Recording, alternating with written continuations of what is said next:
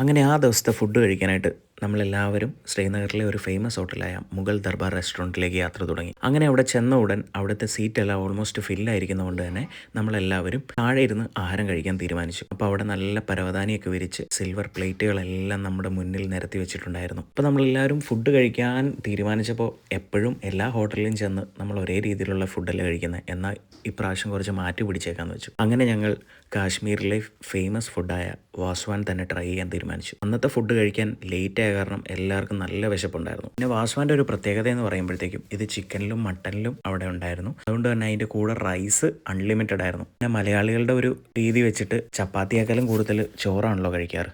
അതുകൊണ്ട് തന്നെ അതിൻ്റെ കൂടെ ചോറ് അൺലിമിറ്റഡ് ആയിരുന്നു. യെല്ലോ റൈസും വൈറ്റ് റൈസും ഉണ്ടായിരുന്നു. അങ്ങനെ അവർ ഓരോ കറികളായി നമ്മുടെ മുന്നിൽ നിരത്തി.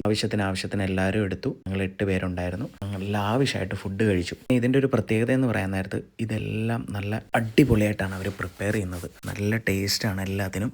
അങ്ങനെ ഞങ്ങൾ എല്ലാ റൈസും മാറി മാറി, യെല്ലോ റൈസ് ആണെങ്കിലും വൈറ്റ് റൈസ് ആണെങ്കിലും എല്ലാം മാറി മാറി ഞങ്ങൾ എടുത്ത് ടേസ്റ്റ് ചെയ്തു. നല്ല വയറ് നിറയെ ഭക്ഷണം കഴിച്ചു അവിടുന്ന്. അങ്ങനെ ഭക്ഷണം കഴിച്ചു കഴിഞ്ഞ് ഞങ്ങൾ നേരെ പോയത് അവിടുത്തെ മക്ക മാർക്കറ്റിലേക്കാണ്. ഇവിടെ ഉള്ള ഒരു ലോക്കൽ മാർക്കറ്റാണ്, ഡെയിലി ഉള്ള മാർക്കറ്റാണ് ശ്രീനഗറിൽ.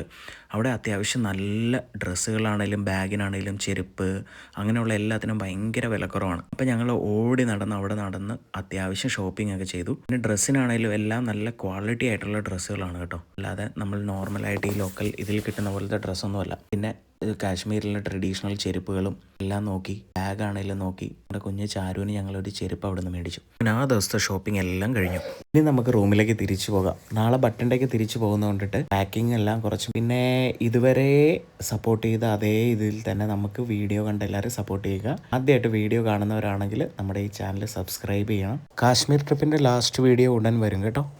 അപ്പോൾ നമുക്ക് അടുത്ത വീഡിയോയിൽ കാണാം. എല്ലാവർക്കും ബൈ ബൈ.